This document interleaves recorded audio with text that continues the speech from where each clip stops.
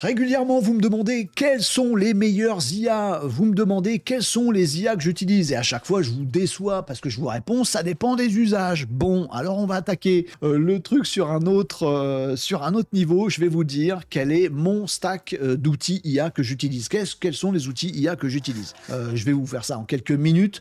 Ce qui m'intéresse, c'est deux choses. D'un, que vous compreniez que les IA et outils IA ou plateformes IA ou services IA, à mettre tout ça, utilisés, dépendent de nos usages, des miens comme des vôtres. Voilà, donc ça veut dire que si moi, il y a un truc que j'utilise pas, ça veut pas dire qu'il n'est pas bon.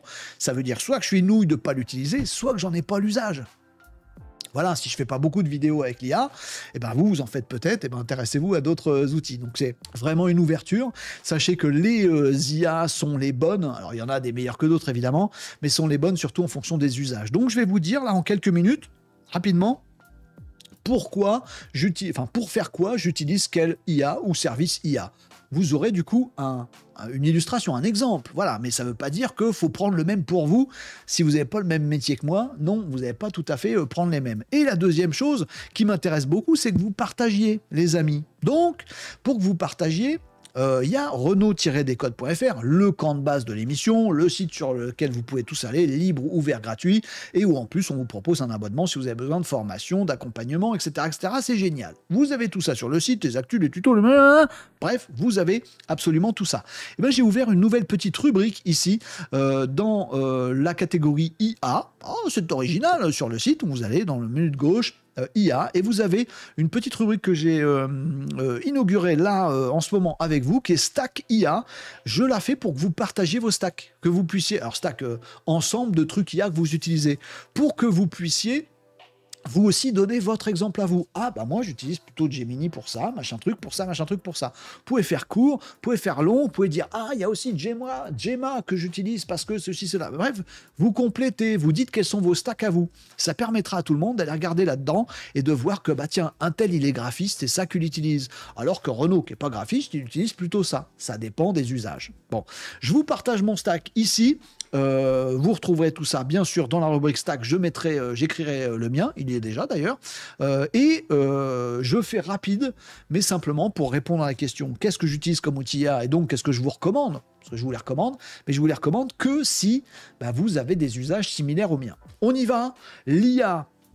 L'IA grand public, l'IA en ligne que j'utilise le plus souvent, c'est GPT-5 Thinking. Voilà, après, selon mon usage, les amis.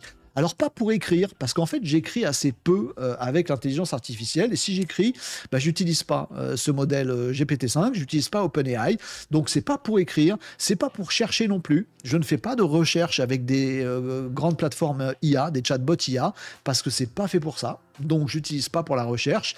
J'utilise pas non plus ChatGPT pour la bureautique. J'utilise pour tout le reste et qui représente pour mon usage à moi une grande partie de ce que je fais. Donc, pour analyser des trucs, pour réfléchir, analyser des idées, des sujets, creuser des choses, réfléchir à des trucs. Mais si on disait ça, qu'est-ce qu'il y aurait? Et si on part par là, qu'est-ce qui se passerait? Réfléchir, brainstormer. J'utilise beaucoup GPT-5, Thinking notamment, mais les autres modèles aussi de GPT-5 pour réfléchir. Mais vous comprenez que vu les usages que j'en ai, c'est plutôt le modèle Thinking qui m'intéresse.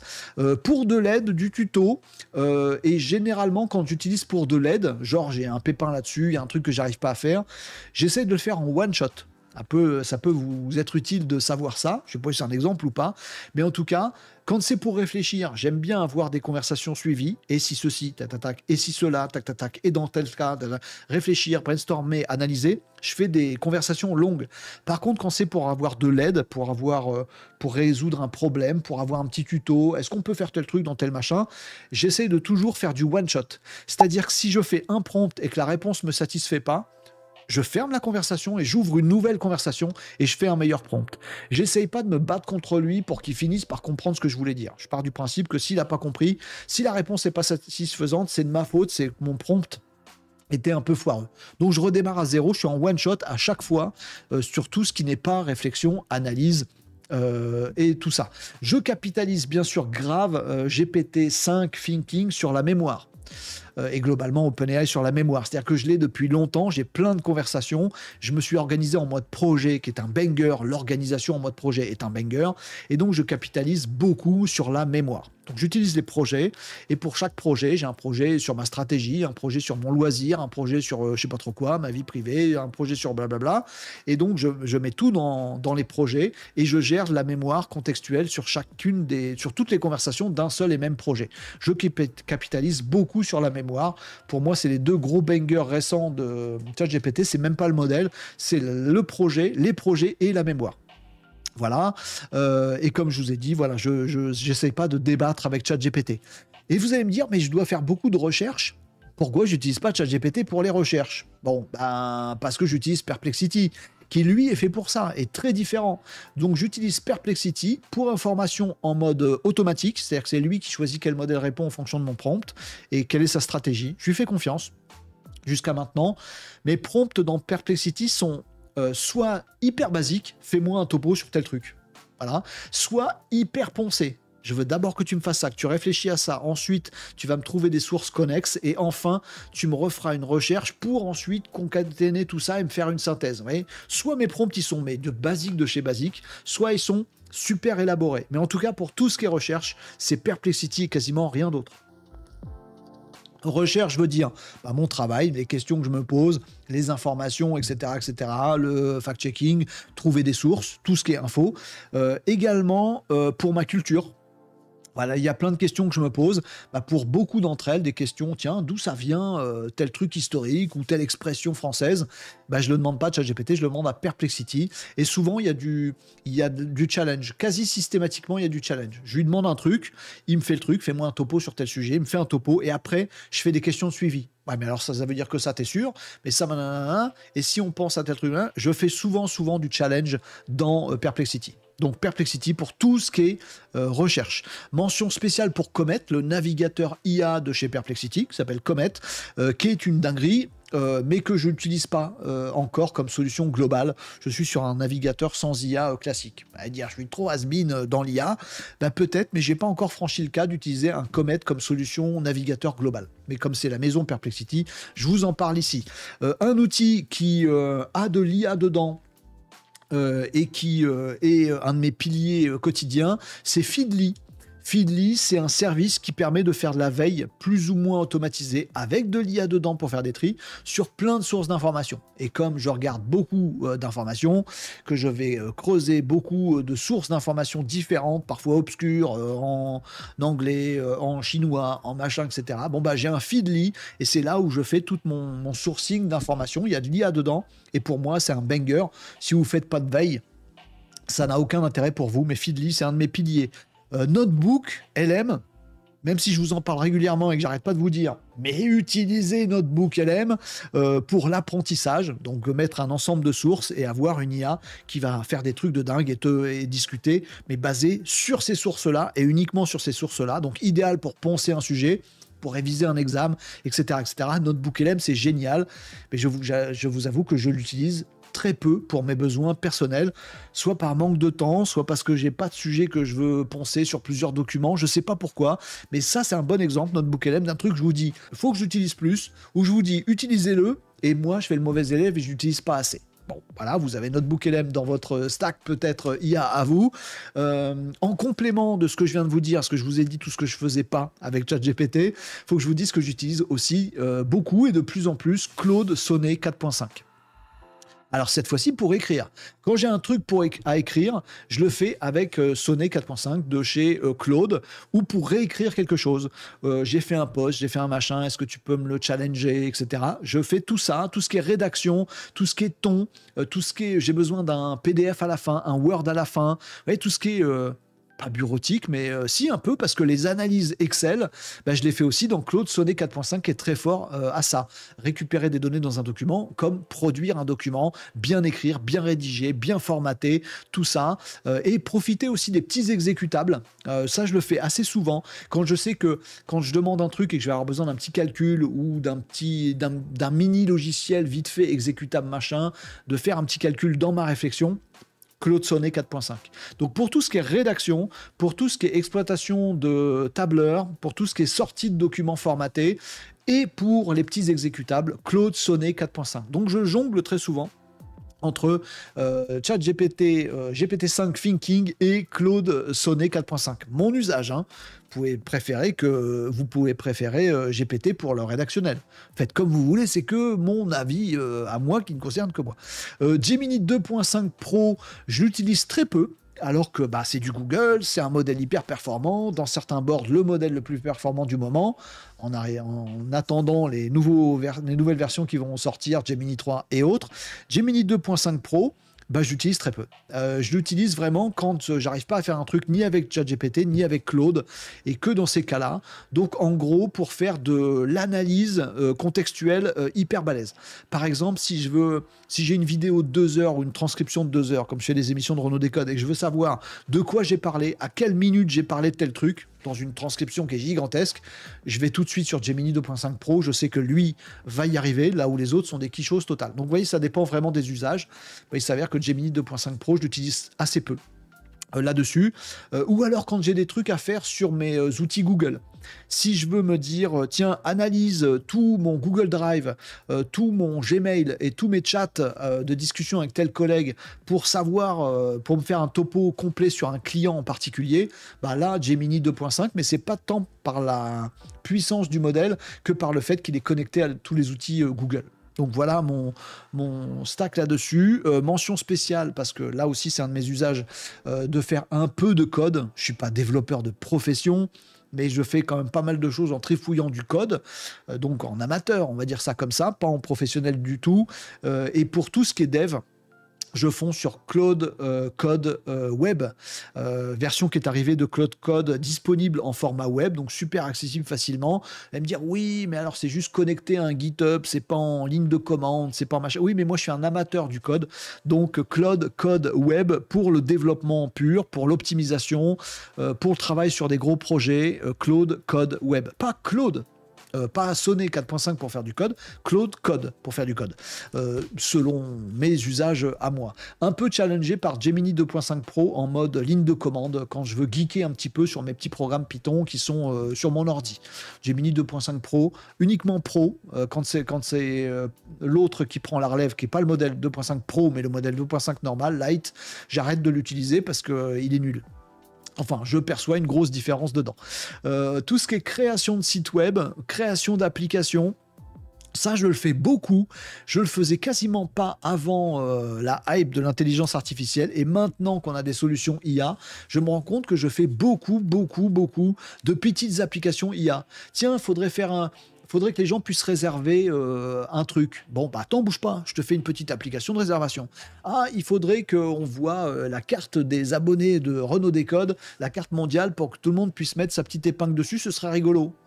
Avant, jamais je l'aurais fait. Bon, là, je sais que ça prend 2 minutes, je fais ma petite web app, un petit jeu, un petit machin, voilà. Tout ce qui est un site web, un site vitrine, une landing page, un machin, voilà. Tout ce qui est site web et web app, je le fais grave, alors qu'avant je le faisais très peu, et je fais tout ça avec Horizons de chez Hostinger.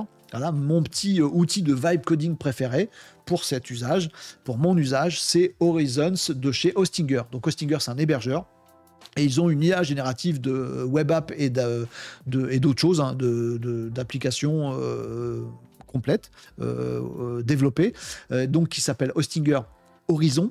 Et puis ils ont un créateur de site IA aussi chez Hostinger qui est vachement bien pour faire des landing pages, des sites web, ma petite e-boutique ou des choses comme ça. Voilà pour mes usages. Après, il y a des usages un petit peu, beaucoup moins fréquents pour moi. Là, je vous ai dit tout ce qui était relativement fréquent pour moi. Dès que j'ai besoin de toucher à de l'image, mais ça m'arrive peu, je suis pas graphiste, etc. Je kiffe personnellement. C'est une question de goût, d'usage et tout ça, on est d'accord, hein, disclaimer habituel. Midjourney pour l'inspiration. Je me dis, par exemple, pour une vignette de vidéo YouTube, tiens, comment je pourrais symboliser que c'est une bataille entre la Chine et les États-Unis, machin. Je suis pas créatif, j'ai pas trop ce sens-là. Midjourney, c'est mon copain. Alors souvent, il va m'amener sur des trucs où je vais faire waouh, c'est beau. Donc, faut que je fasse gaffe, parce que je suis très impressionné par ce que capable de faire Midjourney. Pour tout ce qui est inspiration, créativité, Midjourney, c'est mon copain. Après, pour prompter des trucs, Je crois que je suis pas assez bon créatif pour profiter pleinement de ce que c'est faire un Midjourney. Mais je me débrouille quand même. Si je veux faire des créations de visuels, je les fais davantage. C'est mon usage dans Flux, notamment dans Flux Context Pro, disponible en ligne sur Replicate ou des plateformes comme ça. Et toutes mes créations visuelles, je les fais dans Flux Context Pro, quasiment toutes. Voilà, quand je fais de la création. Midjourney, je surkiffe, mais c'est plus pour l'inspiration et la créativité. Pour vraiment créer des visuels, j'utilise Flux, Context Pro. Chacun ses goûts, chacun ses usages, on est d'accord. Pour la mise en page, pour faire mes visuels, mes vignettes, j'utilise Canva, qui est bourré d'intelligence artificielle aussi. La plateforme Canva, bien connue pour faire des flyers, des vignettes, de tout ce qui est graphique, voilà. Mais en fait, j'utilise Canva juste pour composer mes scènes et j'utilise pas du tout les IA qui sont intégrés dans Canva.